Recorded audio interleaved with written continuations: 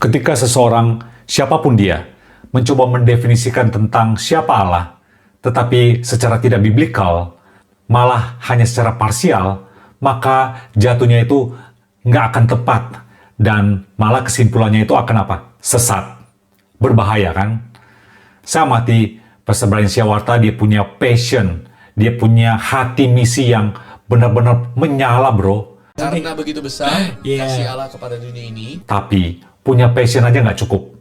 Harus diimbangi dengan satu pengenalan akan Allah. Knowing God yang benar-benar utuh, yang holistik.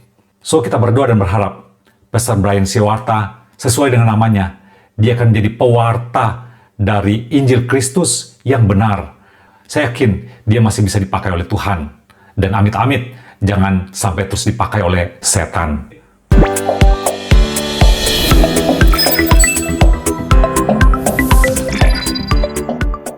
So, video ini kembali merespon siapa Allah dan tuduhan-tuduhan terhadap Allah yang muncul dari kalangan Kristen progresif yang diusung oleh Pastor Brian. Serta meresponnya melalui Katekismus Heidelberg. So, simak terus dalam video ini. Yuk kita cek kesalahan pertama dari Injil Kristen progresif, yaitu mencoba mendefinisikan Allah yang penuh kasih itu secara tidak biblikal, secara tidak alkitabiah. Udah mati di kayu salib, lu pun bisa mendapatkannya. Ya. Di luar Kristus tidak ada kehidupan. Ya. Pastor Brian dalam podcastnya, dia memang mention pengorbanan Kristus. Dia preaching tentang salib Kristus. Salut dengan hal ini. Tetapi dia langsung loncat pada kesimpulan, Kristus lewat pengorbanannya, dia mengasihi semua manusia yang berdosa. Itu artinya, lo anak Tuhan Yesus. Lo anak Tuhan Yesus. Lo anak Tuhan Yesus. Yuk kita cek premisnya atau argumennya dia itu didasari, yaitu dari ayat yang bicara tentang Allah itu kasih. Allah adalah kasih. Setuju, amin dengan hal itu. Dengan memakai hukum non-kontradiksi di sini, itu artinya kalau Allah itu kasih, artinya segala tindakan Allah adalah ekspresi kasih yang sempurna. Ini yang harus dipegang dulu, yang harus dipahami dulu. Nah, ketika Pastor Brian, dia mengatakan Allah itu kasih, dan gak boleh ada penghukuman atas manusia yang berdosa, itu artinya dia menempatkan dirinya sebagai hakim di atas Allah. Itu namanya menghakimi Allah. Bahasa Serobonya, Allah mbok gitu. Allah jangan begitu. Kejam nian dikau Allah jika melakukan tindakan seperti itu. Kesalahannya juga adalah membuat kita ini atau manusia seolah-olah lebih pengasih, lebih berbelas kasihan daripada Allah itu sendiri. Ini jelas rada ngawur. Kesalahan terbesarnya di sini adalah menyetir Allah agar mengikuti kemauan manusia. Jadi Allah itu seolah harus mengerti perasaan kita, harus mengerti hati kita, harus bahkan follow, nurut dengan maunya kita.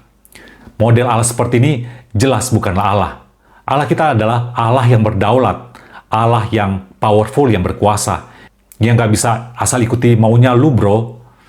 Mendefinisikan Allah atau menciptakan Allah yang sesuai dengan maunya kita, itu namanya berhala. Menurut Ngana, sadar woi, siapa kita di hadapan Allah yang powerful, yang berdaulat. Kita ini cuma debu. Kita ini cuma pengemis yang pada akhirnya ketika menjadi pewaris, itu karena anugerahnya. Jadi, sadar woi, siapa kita. Kesalahan yang kedua adalah apa? Mau mengimplikasikan bahwa Tuhanlah yang mengirimkan manusia ke neraka. Kalau Tuhan itu baik, kalau Tuhan itu penuh kasih, ngapain dia mengirimkan manusia ke neraka? Implikasinya itu mau ngomong seperti ini, bahwa manusia itu masuk ke neraka, itu adalah tindakan yang sepihak. Tuhan yang berkontribusi, berperan besar untuk menjebloskan manusia ke neraka. Loh. Kita kan manusia punya free will. Kita punya kehendak bebas. Kalau kita tuduh Tuhan yang kirim manusia ke neraka, berarti manusia itu nggak ada tanggung jawabnya atas perbuatannya, atas dosanya. Ini namanya membuat manusia itu seperti robot yang di remote.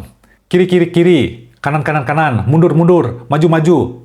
Lalala, nggak seperti itu konsepnya. Lalu di satu sisi, statement seperti itu juga pada akhirnya konsekuensinya mengecilkan dosa dan juga konsekuensi dari dosa itu sendiri.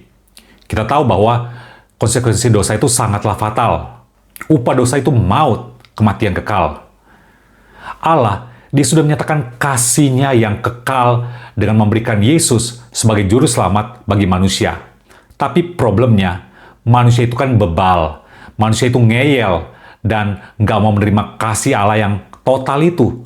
Dan ini adalah fatal. Jadi clear ya, bukan Allah yang menjebloskan manusia ke neraka, tapi disbelief, ketidakpercayaan dari hati manusia itu sendiri terhadap juru selamat yaitu Yesus Kristus.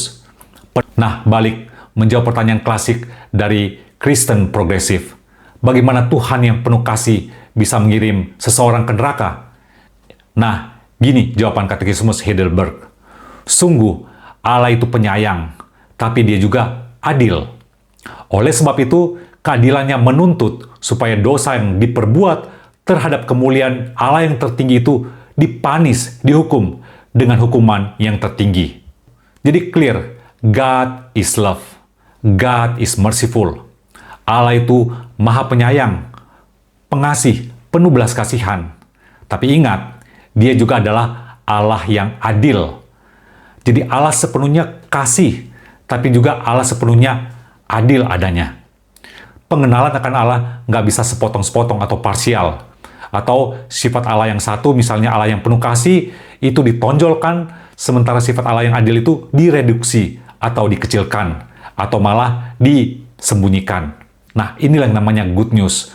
Itulah love-nya Allah dan justice, righteous-nya Allah yang Dia wujudkan melalui pengorbanan dari putranya yang tunggal, Yesus Kristus, di kayu salib. Sehingga Ia mengaruniakan anak yang tunggal, supaya setiap orang yang percaya tidak binasa.